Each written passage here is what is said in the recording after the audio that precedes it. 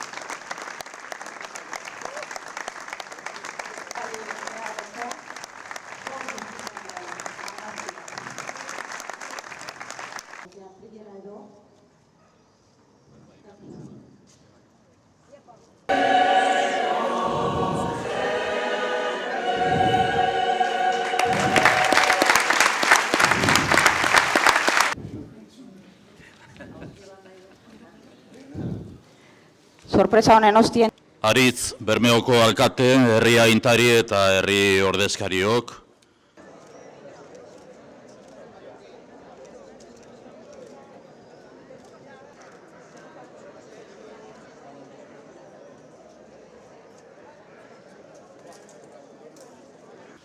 Bermeotarrok eta baita inguruetatik etorritako guztiok, jaun Andreok, egunon. Ohorea da niretzat gaur hemen Bermeotar eta inguruko gudari eta milizianoak komentzea. Are gehiago, haietako bat aurrean izan da. Noz eta Joan Azkarate Bermeotar itsas gudariak 100 urte betetzen dauazan egunean. Euskadiko gudaontzidiaren gudaria izan zinan. 14 urteko mutil koskorra baino ezinala, alabeharrak sasoia baino lehen nagusitu zinduzan, seguruenez. Gerrak heriotzaz batera, erbestea, konzentrazio esparruak, kartzela ekarri ebazan. Errez esaten da.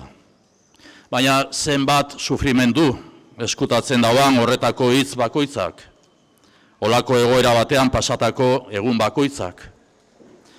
Gerra ezagutu ez dugunok, nekez irudikatu geinke zuen begiek ikusi ebena, gerraren krudeltasuna, gerrak dakarren miseria. Horren aurrean gure esker ona, Juani, Bermeotar gudari eta miliziano guztiei, fasismoaren aurrean gobernu demokratiko baten alde, bakearen, giza eskubideen eta askatasunen alde egin zenduen guztiagatik. Gugan zagoze eta dagoz, gure memoria kolektiboaren parte zarie. Atzera begiratu eta haren zuen aleina eta konpromisoa harrotasun iturri da guretzat.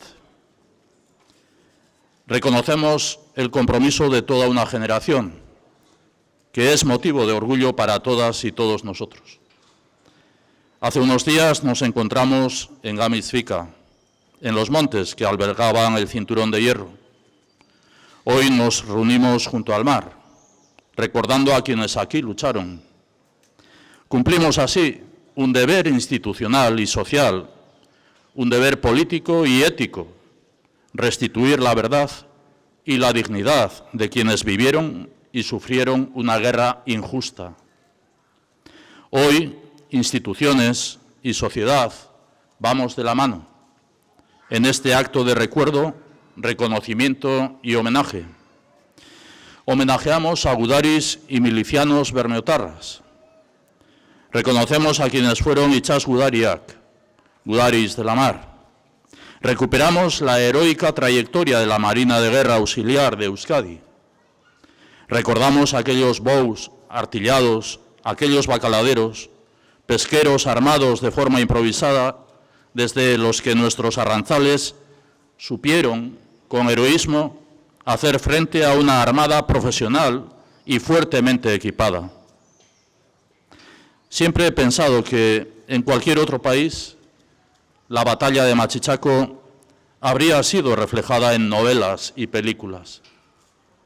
En Euskadi tenemos pendiente transmitir este heroísmo a las nuevas generaciones. Sí, debemos reconocer el encomiable trabajo del investigador Juan Pardo, prematuramente desaparecido. Su trabajo ha permitido que la Marina de Guerra Auxiliar de Euskadi, puesta en marcha por el gobierno del Lehendakari Aguirre, no haya caído en el olvido. Mil gracias, Juan Pardo y Machichaco Elkartea, por haber sabido mantener la heroica llama de quienes fueron gudaris de la mar.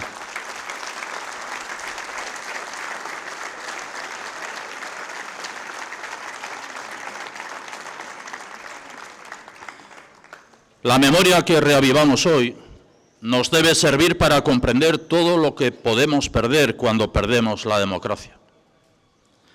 Perdimos la guerra, la democracia, pero sentimos orgullo reconociendo el esfuerzo de aquellas personas que en las peores circunstancias defendieron la convivencia democrática. Hoy, la sociedad vasca sabe que sigue siendo necesario comprometerse con los valores democráticos y la defensa de los derechos humanos. Hacerlo es comprometerse con la convivencia de nuestro país. Printzipio demokratikoakaz bat egiten dugunean eta haren defentsagaz konprometitzen garanean, gure gizartearen egungo bizikidetza sendotzen dugu. Gure gizartea totalitarismoetatik urruntzen laguntzen dugu.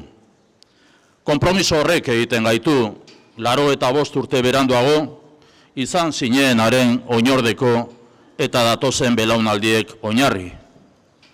Bai, Aritz alkate jauna, katea ez da eten.